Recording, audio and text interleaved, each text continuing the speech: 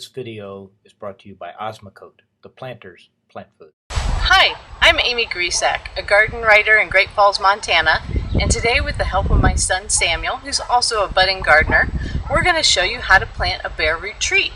Now, bare root trees are a great way to go because they're far more economical than container or ball and burlap trees. You can often find them online for half the price as you do the container grown. So it's a really good way to expand and experiment and try different varieties that you may not necessarily find locally. Now, when you receive your bare root tree, you might be in for a little shock. They really look like a stick with roots attached. But this is a really good example of a bare root tree. The roots are nice and healthy, nice and big, there's nothing broken, lots of little feeder roots. So this is a really good example of what it should look like. Now, when you do receive it, it's going to be in a plastic bag, probably has either wet newspaper, sawdust, or maybe moss. Take all of that off and take it away, and then you want to soak it. Just soak it in a bucket of water for 2 or up to 12 hours. You really don't want to go much past 12 hours or you can drown your tree.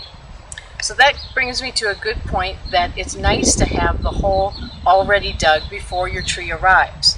Now, when it comes to digging a hole, you don't need to go very deep. Planting a tree too deeply is often a death sentence, as the roots that are needed for nutrition and moisture are basically suffocated. But you want to go wide. You want to go preferably twice as wide as what your roots are. So dig it nice and wide, you don't have to go very deep, and you don't need to amend. Years ago they thought adding compost and organic matter really helped get the tree growing. Well, it helped get the tree growing, but once that tree hit the perimeter where the native soil was, the tree stopped growing. So the thought now is to keep it constant, native soil, so the tree adapts accordingly and grows steadily instead of a rush and then nothing.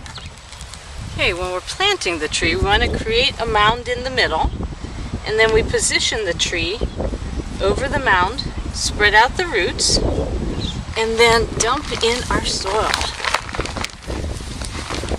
And then we will just kind of tamper right in. There's the roots there, so we want to make sure it's in, steady.